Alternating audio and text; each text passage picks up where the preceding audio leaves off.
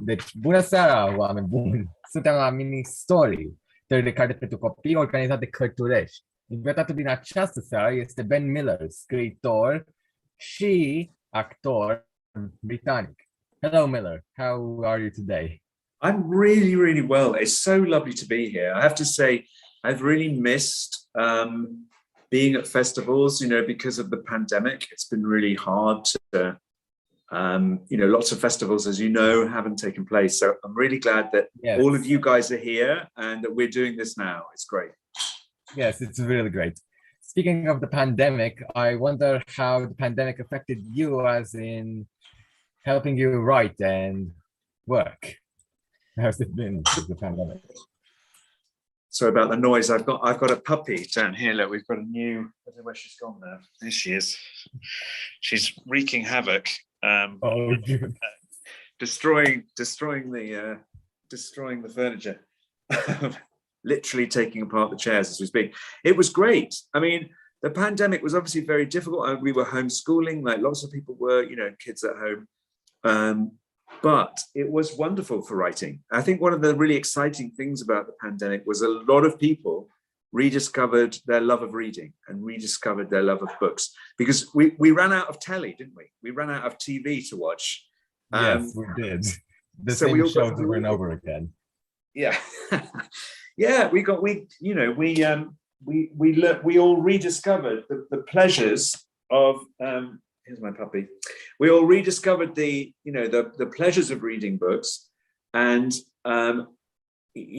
certainly personally speaking, in this family, that's sort of, we've all carried on. We've all carried on reading a lot more than we did before the pandemic started, and really, really getting lots out of all kinds of books again. And it's great for writing books. Being at home with my family and my children are often the characters in my stories, and I write about my kids and my dog.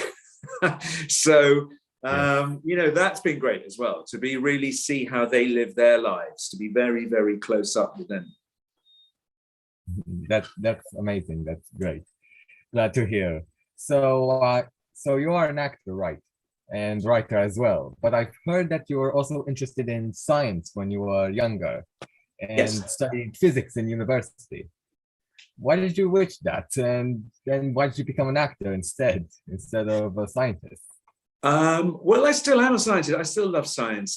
I'm absolutely fascinated by science, and particularly, when I was a student, I was really fascinated by physics. So I studied physics, and then as I got older, I got more and more interested in biology. So I've written a couple. My first books were science books. The first two books I wrote were science books. I believe one of them, or maybe both of them, are published in Romania.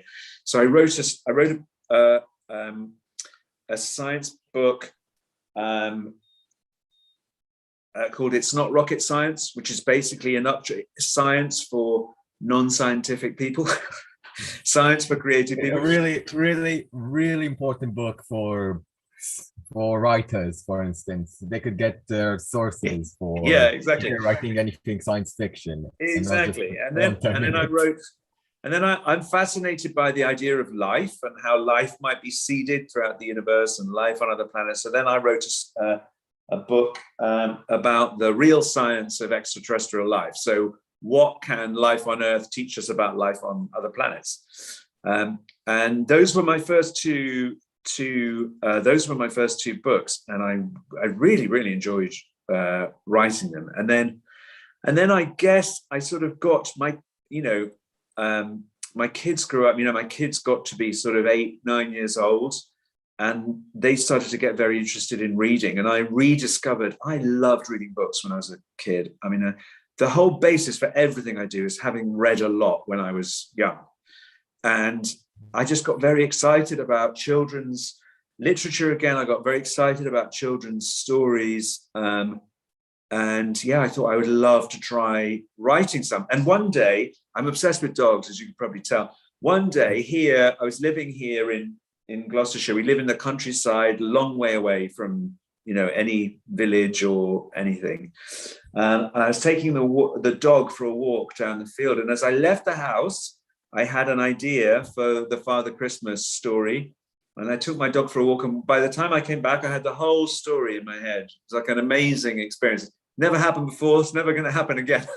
Yes, it's very rare. It's very rare. Very rare that ever happens. Usually you just get a tiny little bit or a tiny bit of an idea, and you try and figure out where that fits in the puzzle. But this was the whole story. Like the whole story came in one go. And I thought, wow, I have to write this. I'm just, this doesn't happen. This is rare that this happens. Yes, it's very rare indeed. So you're saying you're very passionate about reading. Yeah. Is it not just literature, like just books, but also poetry as well? Is it also poetry? I love poetry. Yeah, I read a lot of poetry.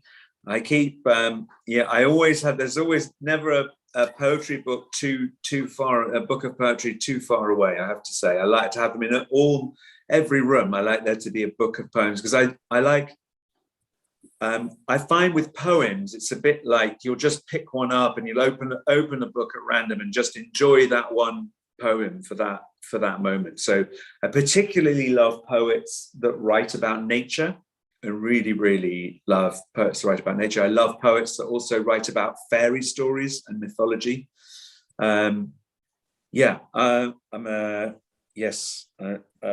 Poetry is at the heart of all writing, isn't it? It's at the heart of understanding everything about being human, really. Yes, it really taps into that human soul. And also it's very important for culture because a lot of cultures are defined sort of by their poets. Like Britain has Shakespeare, which is more or less a theater writer, but is more or less known for its poetic writing. Yeah. And then here in Romania, we have Mihai Eminescu, which is pretty much the biggest writer we have. Oh yes, yeah. It's you're so right. I think poets more than any other writers get to the soul of people and a nation. It's very interesting. I don't know if you have the same in Romania, but here we have a position. And you have a poet who is our national poet always. It's called the Poet Laureate. And you always there's always a children's poet laureate and a poet laureate as well. Yeah. Do you have anything like that in Romania? Do you have like a national poet, like a state poet? We don't really have anything like that. We only really celebrate the one great poet. The one most renowned, and that is Mihai Eminescu. Yeah, I must read some of it. But though, of course, if you're not reading in Romanian, I imagine it's very interesting. You talk about Shakespeare, and it's hard unless you read Shakespeare in English. You're not really. It's difficult to understand what. Yes, I do understand that. It's really hard to really find the poetry within Shakespeare if it's translated. Yeah, like word for word. Yeah, kind of same for Eminescu, but I did find English translations online, and I gotta say they're pretty spot on. Okay, great. So don't worry about it. Anyway, back to writing. Do you think that sketch writing helped you write books like The Boy Who Made the World Disappear? Yes, definitely. Because, at the heart of all writing is story. And sketches are, when you write a sketch, it's very disciplined. You're trying to write a story that will begin, have a beginning, a middle, and an end within a few minutes, often about 2.5 to 3 minutes for a sketch. So the sketches that we, that I used to write, because I should explain to people watching that I sort of started as a sketch comedian, basically. So I went from doing physics to doing science to doing sketch comedy. I used to write sketches and I used to perform a sketch comedy show here in England. We did a lot of series on TV, lots and lots of sketches. And our sketches, the idea behind them was that we would tell stories in the sketches. So they weren't premise-based sketches, if you like. They were based on characters. The story wasn't, the idea for the sketch was often about a character. So,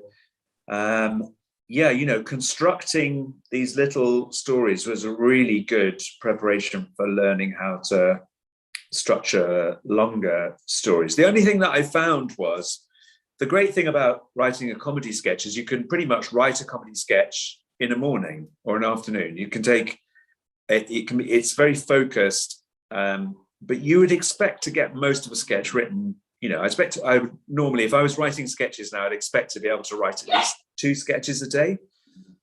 And obviously you can't do that with a book. Yes. A book just requires a lot more turning up. It's a much longer process. And I found that I didn't really start. I wrote my first science books when I was living in London, but I then moved to the countryside, and having more time and the experience of living in the countryside in nature then helped me write longer stories. I found that I couldn't really do that in a city where it's just too loud, too loud and crowded. busy, and there's a lot going on, and just to be quiet and peaceful and have focus and to work day in, day out, that's been moving to the countryside has been a big part of that.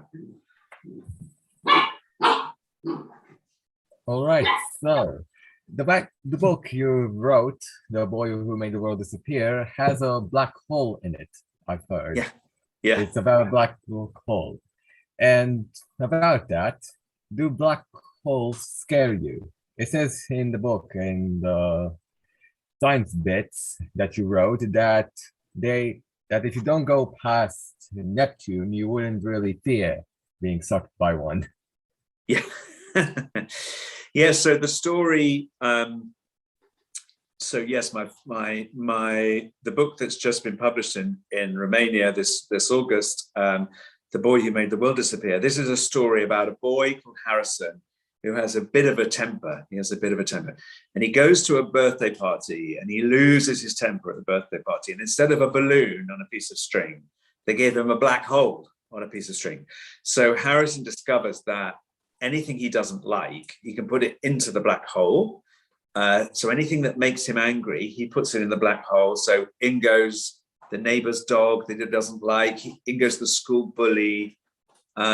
And then eventually his parents make him angry. He puts his parents in, and he realizes he has to try and get his parents out of the black hole. This is what the story is about. I personally am fascinated by black holes. I think there would be no life in the universe without black holes. Really? No, there would be nothing. Black holes exist because when the universe formed, some areas of the universe were more dense than others. And so they then started to collapse under gravity. So what happened was the Big Bang, all this matter's thrown out into the universe. The matter starts to cool. And because some pockets are more dense than others, those areas start to collapse under gravity. Sometimes, of course, if they collapse, and because of the angular momentum, they start spinning. And of course, you get these beautiful galaxies forming. And at the center of all galaxies, you can't have a life without a planet. You can't have a planet without a solar system. You can't have a solar system without a galaxy. You can't have a galaxy without a black hole. So huge black holes exist at the center of, we think, all galaxies. And we call them supermassive black holes. So these are some of the biggest black holes that exist in the universe. But a black hole can be any size. And we think that it is even possible that there is a black hole about the size of a football on the edge of our own solar system. So when we look at how the planets at the outer edges of the solar system, so you're saying beyond Neptune, when we look out beyond Neptune, seems to be some funny stuff going on with those objects out there. And it's hard to explain. One of the explanations is that there is a small black hole out there on the edge of our universe, which is, causing trouble basically with the outer outer planets. So it is perfectly possible. There's no one has ever observed a black hole the size of a football, which is the size of the black hole in the story, but it is theoretically possible. Am I scared of a black hole? No, I'm not scared. I'm not scared of a black hole because we are so far away from the nearest black hole that it doesn't really have any. There's no danger to us from falling into a black hole. In fact, it's the other way around. We wouldn't be here if it wasn't for black holes. Very interesting. Very interesting. So you said that it's about a boy who gets a black hole that is tied to a string of sorts. Yeah. How did you even come up with that idea? What gave you inspiration? That's a very good question. Yeah, I don't know. I mean, I definitely had that. That was an image. I had that image came quite early on of a black hole on a piece of string. I'm not sure where the idea comes from. I guess Harrison, my son, who I was writing the story about, really likes stars and planets. I mean, he loves any story to do with space. So I guess I was kind of thinking, along those lines, and I was kind of interested in what a black hole would mean as a metaphor. And I was quite fascinated by the story of King Midas. I don't know if you know the myth of King Midas, who wanted. So there's I don't think I know it. I don't. So there's a myth. Yeah, there was a myth about a king who wants everything. He's given a wish, and he asks for everything he touches to turn to gold because he's very. I remember it. Yeah. Yeah. So, and the problem is everything he touches turns to gold. So first of all, he's touching his gold plates, and he gets gold plates. He thinks, "Oh, fantastic!" And he touched the wall of his house. He's got a gold palace. This is fantastic. And then he gets hungry, and he goes to eat an apple, and the apple turns to gold, and he realizes he can't eat it. And I liked that shape of a story. I thought, oh, that's an interesting story. It's a kind of, be careful what you wish for kind of story. And I kind of thought, to me, there was something similar about this story. It's a story about, how to begin with, Harrison is excited and has fun because he can just get rid of anything he doesn't like and put it in a black hole. But really, one of the hardest things for children is to learn to deal with uncomfortable feelings like anger, and to realize that, what happens to Harrison in the story is he learns that if you act on anger when it's hot all the time, if you always act on hot anger, you will suffer the consequences. Whereas anger is a good thing. Anger isn't good or bad. It's what you do with it that counts. And once he learns to direct his anger in a useful way, he's able to achieve great things in the story. But he needs to learn how to master his own anger in the story. And I kind of thought that was a kind of interesting story, because when I was a child, I found it very hard to deal with anger. So I thought, this is a kind of interesting. Yeah, so I was actually about to ask how would your childhood self would act in a situation like Harrison is in the book? Yeah, I mean, I was, very rageful as a child. I'd lose my temper, and I think, one of the things, it's not just children who deal with this problem. All of us deal with it, and I try and find themes for the stories which apply as much to adults as they do to children. But I do try and think with my own 10-year-old brain, and I try and remember how things were and what was easy, what was difficult, what did I think about this, what did I think about that. So I mean, I was very similar. Yeah, I suppose is the short answer to the question. I was very, very similar, and I wanted to, I guess also I wanted to figure out what anger was and what's the best way to deal with it. I think quite often the best reason to write a story is if you don't really understand something yourself and you want to understand it better. Do you know what I mean? So you kind of create the characters in the story and they act it out and you think, oh, right, that's what I think. That's the answer. Do you know what I mean? And how would the real Harrison, your middle son, I think, would actually behave if he was put in a similar situation with a black hole?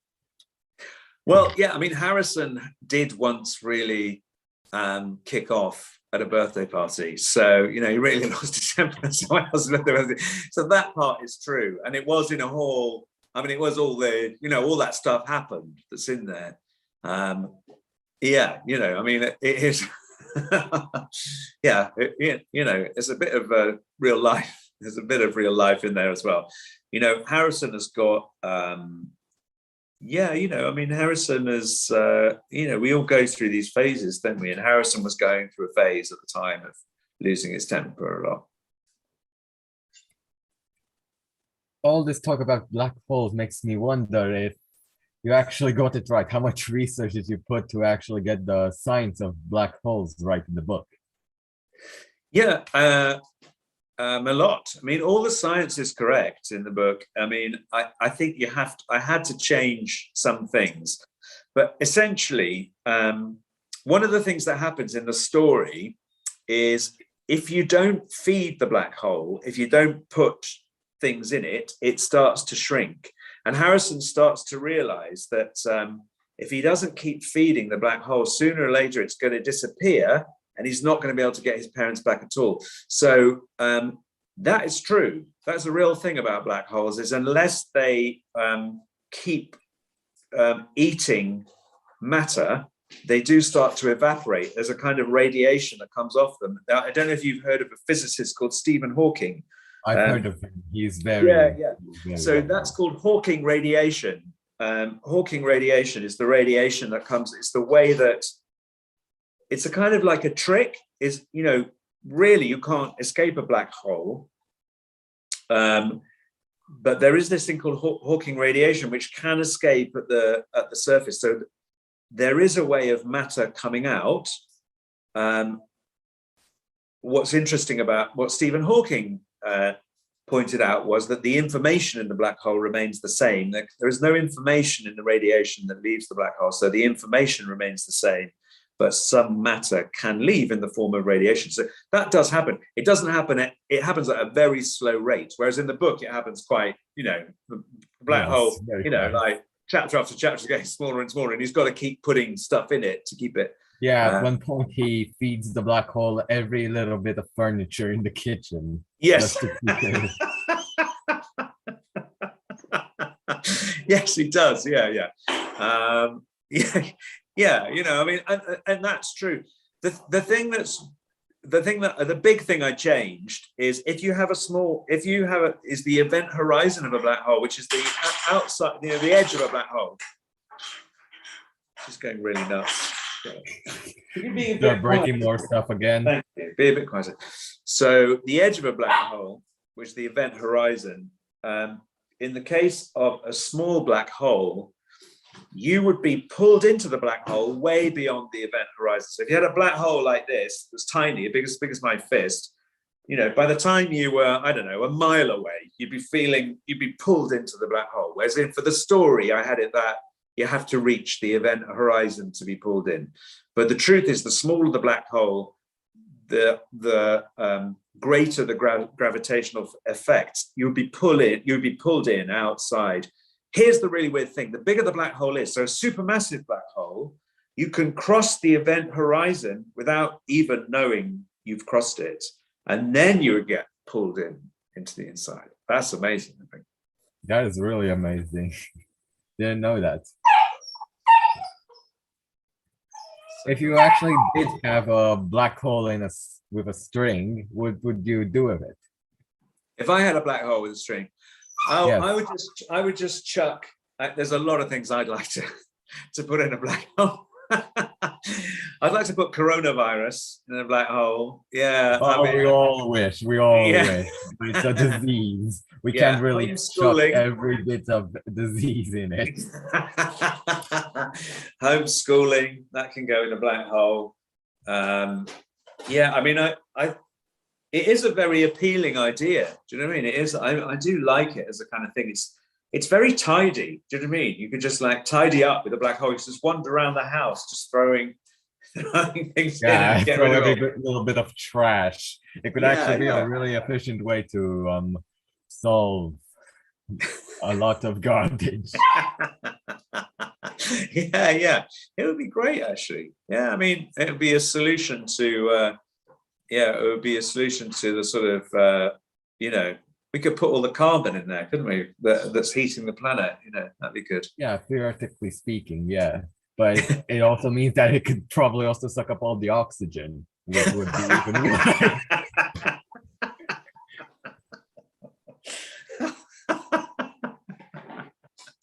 That would be a problem, I think. Yeah. You don't say.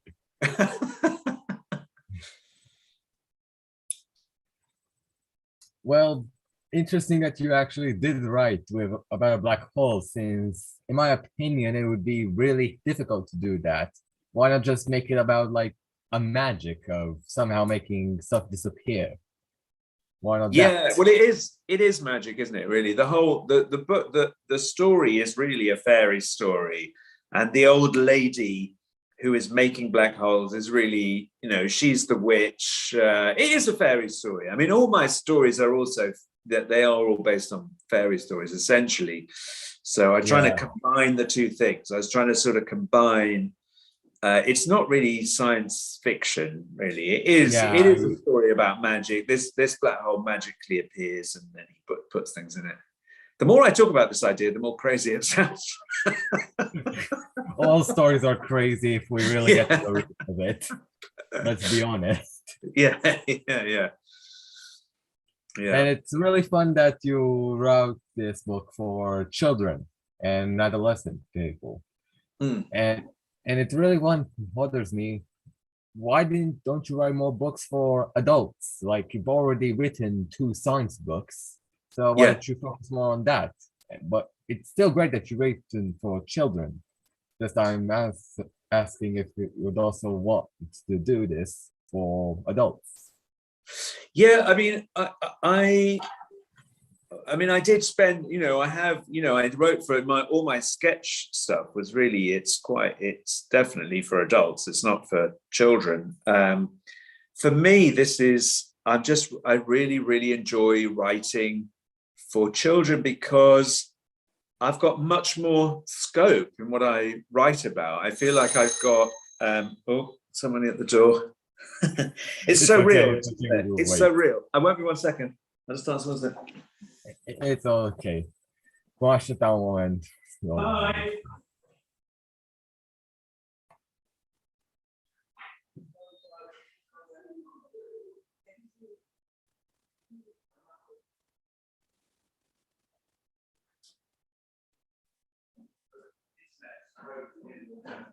You can say hello, you two. Harrison. Would you like to meet Harrison, who the book is about? Sure, yes. Here he comes. This is Lana, who's in the story. Hello there. Hello there, little guy. Yeah, and this is Harrison, who Hi. Yeah, he's the one, the black hole story, just talking about the black hole story. So because these guys have come home from school, I think I'm just going to go into the cottage, if you don't mind. It'll just take me 2 minutes. We'll just go into the cottage and I'll let these guys have their Stevie, supper. not my skirt. Oh dear. Oh no, Stevie. Claire, are you all right to Help me. use this? Here we go. Hey, can you help me? She's really broken. This doesn't happen with every interview, does it? Yes, it really doesn't. Most of the time it's very uninterrupted, or it's interrupted by some technical failure, not really somebody coming over. Okay, so it's Speaking of speaking of the children, I really am surprised that they are all so all right that you wrote a book about Harrison and not the other kids. That didn't include all of them. Or did you actually include all of them? No, I did. So my first book, The Night I Met Father Christmas, is about my son Jackson.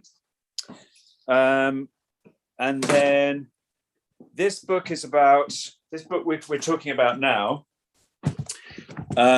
is obviously about Harrison. But Lana is in it. And then I've got I've got a book after this, which is about Lana, called The Day I Fell into a Fairy Tale. And then, I've written, and then I've written another book that's about an elf. Obviously, I don't have a child that's an elf. I've written. I've got another story. I've got another story called How I Became a Dog Called Midnight, about a boy that swaps bodies with a dog. And I'm writing my 6th story now. So there's a whole bunch of books after this one and don't worry, the other kids are in them.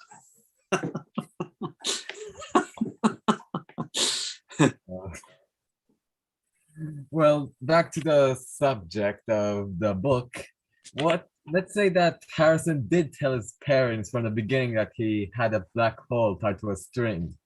Would we still have a story there? No, it'd be a very short. You have to have. It's a thing in stories with children, though, isn't it? The adults never believe. The adults never believe them, and it's. I love that. I love that little conceit, which is why doesn't he just why don't they just believe him, and then the whole story will be over. So, to be honest, it's kind of hard to believe that your son is carrying a black hole about the size of a football tied to a string. Wouldn't the string just be sucked in? Yeah, that's the other thing, isn't it? Is the I was kind of thinking, how does this actually work? Wouldn't the string be pulled into the black hole? Wouldn't that happen? And I thought in the end, I'm not going to worry too much about that. I think a probably really clever physicist could figure out how that would be possible, but it would probably it would probably take so much work to explain it. Let's hope that somebody will put that work into it. Yeah, if you want realism, this isn't the book for you. So watch out, realist fans. So Harrison does learn at the end of the book to learn how to control his anger, to use it properly. Did you learn anything yourself writing this book? You said something about anger itself. Well, I learned a lot. I started out writing the book thinking that anger was a bad thing. And then by the end of the book, I realized anger isn't good or bad. In fact, without anger, things would never change. There are things in the world which we should be angry about and which we do have to take action about. But it's how you use your anger that's the important thing. So that was one thing I learned. And then I learned a really important thing about Harrison himself, about my son, which was I realized that it's not when he gets angry, it's often because he's frightened of something that's frightening him or threatening him.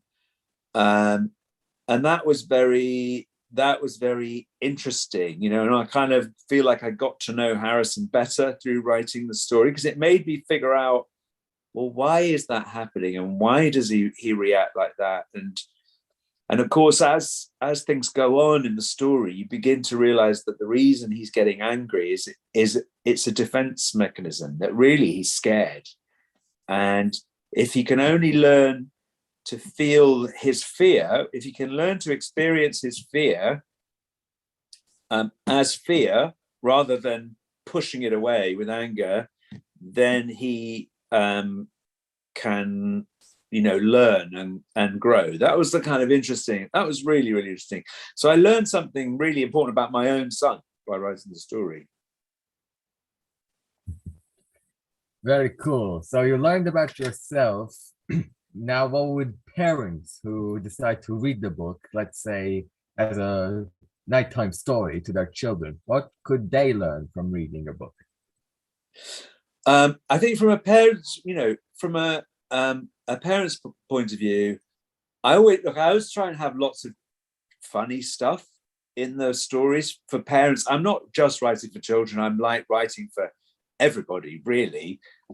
It's just I kind of am including children as well. So I sort of think when I'm writing the stories, I want them, parents have been children themselves, so they know they can remember those experiences. In fact, that's one of the great reasons to read children's books, even if you are grown up, is that they reconnect you with your own childhood and how you felt as a child. And that child is in you somewhere. It stays in us all somewhere, doesn't it? As we grow older, that child doesn't disappear. That child is sort of still there. So parents can experience what their children are going through. I think the best thing you get as a parent from reading a story to your child, and one of the things I really want to emphasize is that I write the stories to be read to my own children. So as I'm writing the stories, I read them aloud to my children. As I'm writing, I try chapters out on them. My children are involved in choosing the illustrations. They're involved in choosing the titles. Do you see what I mean? There's a lot of, I want the stories to be read out loud, and I want, I really want families to read together. I think that reading together is one of the greatest gifts you can give yourself and your children. There is so much evidence to say that reading to children really, really helps them in not only just their education, but in their whole development, and it really improves their outcomes in life generally, in education and everything else. So I really, really want the books to be read aloud. So the other thing that I think is, that parents, I really hope will get out of the stories is that reading aloud to their children and experiencing these stories in a more dynamic way, and it's great that children read them too on their own. That's fantastic. But I think it's I want the stories to bring families together. That's the idea. They're kind of stories often about, often in the stories, children are battling with their parents or their grandparents, and they're kind of to make those two sides understand each other. And it's really important, I think. Yes, very important. And you said about connecting families. Interestingly enough, I read through your thank you sort of page that your children helped you write the book. What tips did they give you about writing? So Harrison was really interesting. So with The Boy Who Made the World Disappear, it was really important, and I feel a responsibility because when Harrison is older, I don't want him to.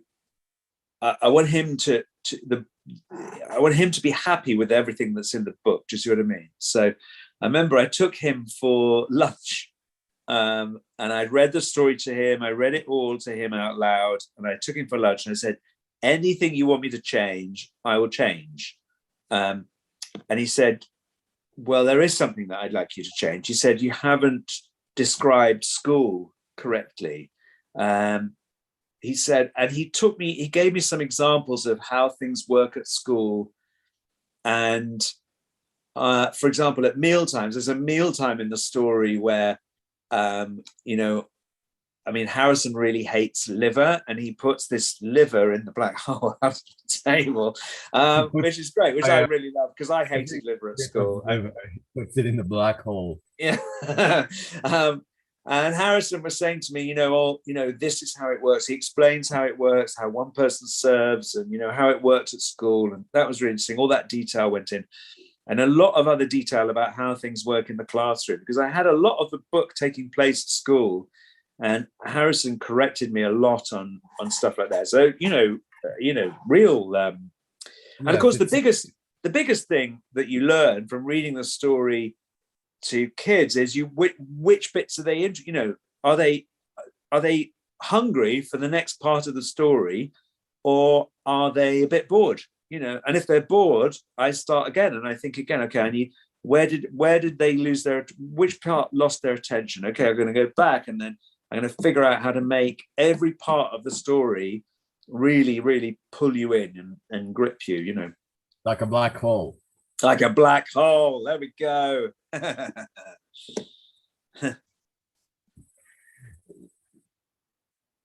It's really hard for parents to really understand school, to be honest. Only really children know it inside out. And I think I learn a lot about school from driving my kids to school in the morning and listening to their conversations and just letting them talk about this or that.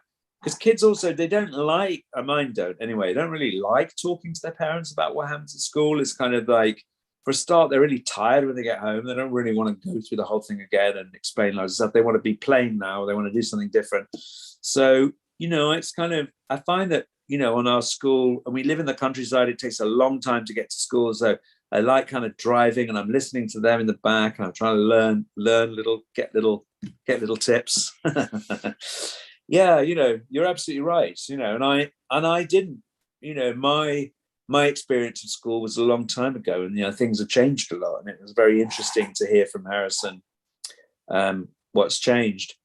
Andrei, do we want to let some people ask some questions before? Do we just have an hour, or?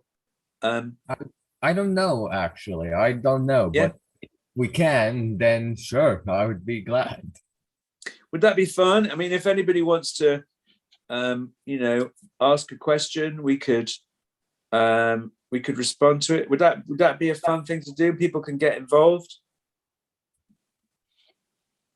Yes, but I really don't know how to access the Facebook live chat to. Okay, fine. No worries. We'll carry on like this.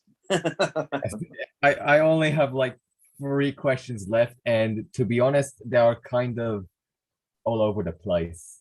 I didn't really find a way to string them together in the conversation we had. Yeah. So fire away. It says here that you had a link with Lincoln, that Lincoln from America. Is that really true? It is true. Yeah. On my, I was saying my father's family are from Norfolk. So yeah, they're my, so they're the Lincoln family. So they are, so I am related to Abraham Lincoln. It came out because I did a TV show here in the UK about, and it's like an ancestry show where they research your ancestry. And while they were researching my mother's side of the family, they were doing all that. That was the sort of Welsh side of the family. And then when they were doing my father's side of the family, they discovered that I can't remember what it is. It sounds, sounds like sort of, I don't 7 generations twice removed or whatever it is, but it's close. It's basically you go up, and then there's Abraham Lincoln's father, and then you come down the other side. Yeah. How cool is that? Yeah, that's really cool. Apparently I look like it. Apparently I've got the same nose. So I don't know, I really don't know. It's more or less the same chin, in my opinion. Just there saying. You go. Same chin, same nose. Who's your favorite writer? Like, you really do like reading, so you probably have a favorite writer. I do. I love. I'm really into American fiction. I read a lot of American fiction. I really, really have a lot of American writers I admire. So I love a writer called Norman Mailer, a writer called Bernard Malmud. I love, obviously, Hemingway. I love F. Scott Fitzgerald. I really like those. It's a kind of writing style that I guess was really influenced by journalism, essentially, and which is quite, it's very pared back. It's very clear and pared back and poetic. I really love that kind of writing. And I do also enjoy, I just read Maggie O'Farrell's book, about Shakespeare, and her prose is very, it's ornate, and I really enjoy that too. But I guess my heart is with really concise, clear writing. I really, really enjoy that, where there's not a great deal of description. It's more, you feel very involved in the action, and you're not, while you're in the characters' heads, you're not given lots and lots of detail about what they're thinking and feeling. You're just being given enough so that you can keep up with the story, and the story moves very quickly. My stories are very plot driven. They're very like event driven. There's like stuff happening all the time. And one final question. Yes. The of my list. When did you begin writing? So I started writing, well, I suppose when I was a student, I started writing sketches at university. I wrote plays first. I wrote plays, and then I started writing comedy, and I wrote comedy sketches, and I did that for a long time. I made to begin with, after I left university, I made my living as a comedy writer, writing for TV shows, yes, comedy shows. I've heard that you actually were writing sketches when back in the day, stand-up comedy was way more popular. Yeah. And you were making ends meet, I've heard. So Yeah. you also did a bit of stand-up just to get a bit of money. So. Yeah. So I used to do stand-up comedy exactly to earn a bit of money, but mainly I was writing. My interest was sketches. I was writing sketches for TV, the few TV shows that were that had sketch comedy, and also performing my own sort of sketch comedy. So it was all. So I started really. I'd have to say I sort of started at university when I was doing my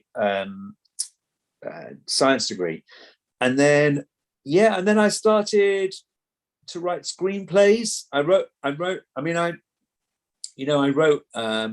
directed a film. It was based on a play that I co-wrote with somebody. It was all very drama based, right? It was all sort of very screenplays and TV and stage stuff, but all very dialogue based, very performance based, I guess. And where I really earned my spurs as a writer was writing my first science book. That do you know what though? I wrote a comedy book. I used to have this show on TV, the Armstrong and Miller Show, and I co-wrote a comedy book for the show, and I really enjoyed the experience of writing a book. That's I thought, I'd like to try writing a book. So then I wrote my first science, then I wrote my 2 science books, and I thought it'd be good to write. It would be good to understand the nuts and bolts of how to construct a 60,000-70,000 word book that kept you interested all the way. And I kind of thought I would write nonfiction first. I wrote those 2 nonfiction stories, and then I thought, okay, I'm ready to write a fiction story. And that's when I wrote my Father Christmas, my first book, my Father Christmas book. And to begin with, I had that for about 2 or 3 years, where I was just reading it to my kids at home. Yeah, I didn't. And then I was at a literary festival where I was talking about one of my science books, and I met my agent. He wasn't my agent at the time. He's my agent now, a guy called Luigi Bonomi, and we were just chatting, and we were talking about ideas. And I said I had this idea for a story. He said, "You've got to write that." He said, "If you write it, you send it to me." And I did send it to him, and then that's what set the writing children's stories going, which I love so much. I mean, it's so exciting for me because, my kids read the stories. I feel like I'm very connected with this world. My parents were teachers. They were English teachers. So I did lots of reading growing up, and I feel very connected with the world of books and literature. And I feel like, I just want there to be good books for children to read. It's like, you think, well, why can't children have exciting stories that are well written? There's a lot of exciting stories that are really badly written. I thought, well, I mean, I could write really exciting stories. Yeah, I could write really exciting stories and write them really, really well, and construct them really well. And, and I'll really, really, I'm a kid myself. I'm like a child myself. I'm really interested in having a black hole on a piece of string or turning into a dog or whatever it is. So it's like, I'm really, really happy, to spend my time thinking about stories like that. I find it really fun. Well, thank you very much for having you here. It was a real pleasure. Andrei, can I just say how impressed I am with your I mean, I'm so impressed with you. This is not an easy job to keep something like this going. You've been you're so well informed about the books. You have such natural curiosity, and you speak so well. But it really, I'm really grateful that you have thought so much about the book, and you've read. You clearly have read the book, and you've really thought about it, and you ask such interesting questions. I could honestly talk to you for hours. And thank you so much for having me. Thank you to everybody who's been listening. Same here. Thank Goodbye. you. Well, please enjoy the rest of the festival. I hope you guys have a fantastic time. And I hope maybe to be able to come in person one year if, we're allowed to have book festivals in person again. Yeah, that would be amazing.